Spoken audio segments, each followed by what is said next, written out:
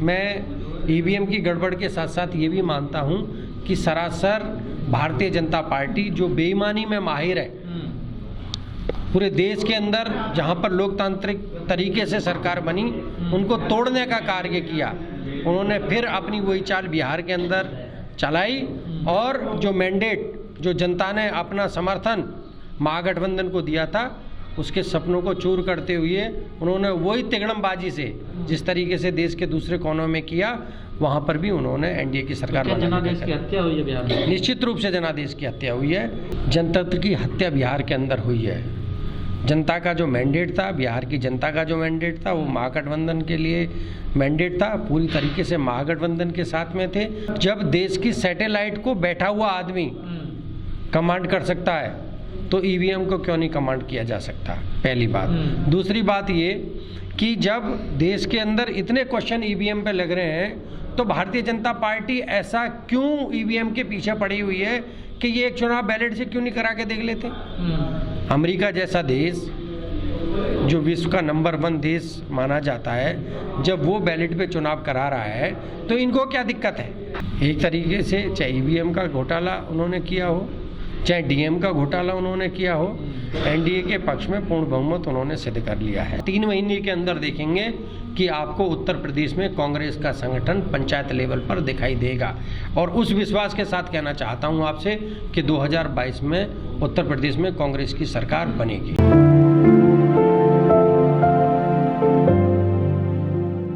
जैसा कि जागरूक प्रेस के माध्यम से और इंटरनल सर्वे के माध्यम से आपने देखा होगा कि बिहार का चुनाव हुआ और जनता का जो मैंडेट था वो गठबंधन के पक्ष में था। जब बैलेट से चुनाव हुआ, आपने देखा कि कांग्रेस 168 महागठबंधन 168 सीटों पे आ गया था। और जिस तरीके से ईवीएम की शुरुआत हुई तो 11 बजे से लेके और शाम के 4 बजे तक एनडीए को 134 सीट, 132 सीट, 134 सीट दिखाना शुरू किया। लेकिन धीरे धीरे हमने पेपर और जागरूक प्रेस के माध्यम से ये देखा कि लगातार 100 से ज़्यादा ऐसी सीट थी जो बार बार मीडिया बता रही थी और इलेक्शन कमीशन की भी साइट बता रही थी कि 500 से कम वोटों की लीड उन चुनावों पर चल रही है। बिहार के लोग भी देख रहे हैं और पूरा देश देख रहे हैं। और मैं परसों कुछ लोगों के साथ में था जो भारतीय जनता पार्टी को अपना नेता मानते थे, नरेंद्र मोदी जी को अपना नेता मानते थे। उन लोगों का कहना है कि भाई अभी तो पराकाष्ठा होगी बेईमानी की, अब तो पराकाष्ठा बेईमानी की हो गई है।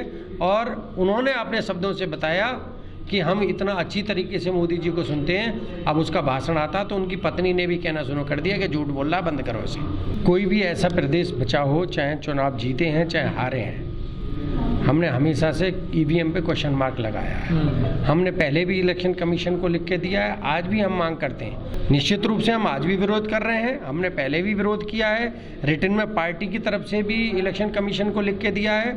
ईवीएम धांधलेबाजी करती है और ईवीएम के साथ साथ में जो बिहार के अंदर हुआ है, ईवीएम के साथ साथ में जो बिहार में अंदर हुआ है, जो डीएम का सबसे बड़ा रोल है और उसने इलेक्शन कमीशन के लोगों को स्पेशली फोर्सफुली जीते हुए प्रत्याशियों को, महागठबंधन के को जो 16 वोटों से, 500 वोटों से, 300 वोटों से, 400 वोटों से जीते हैं। अभी जीता जागता ट्वीट देखा, किसी को 12 वोटों से, किसी को 11 से, किसी से 100 वोटों से हराने का कार्य किया है। जब राजस्थान का चुनाव हुआ तब भी हमने बोला और जब मध्य प्रदेश का चुनाव हुआ तब भी हमने बोला।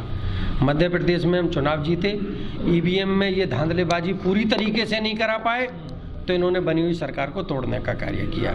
राजस्थान में इन्होंने नेक टू नेक इलेक्शन को लाके छोड़ दिया और नेक टू नेक इलेक्शन को लाने के बाद में जो मध्य प्रदेश की चाल थी ये इन्होंने राजस्थान भी की। मैं धन्यवाद करता हूं अशोक गहलोत जी का और सचिन पायलट जी का। उन्होंने दोनों ने अपनी सूझबूझ से काम किया और इन फिरकापरस्ती ताकतों को मुंह तोड़ जवाब देने का कार्य किया।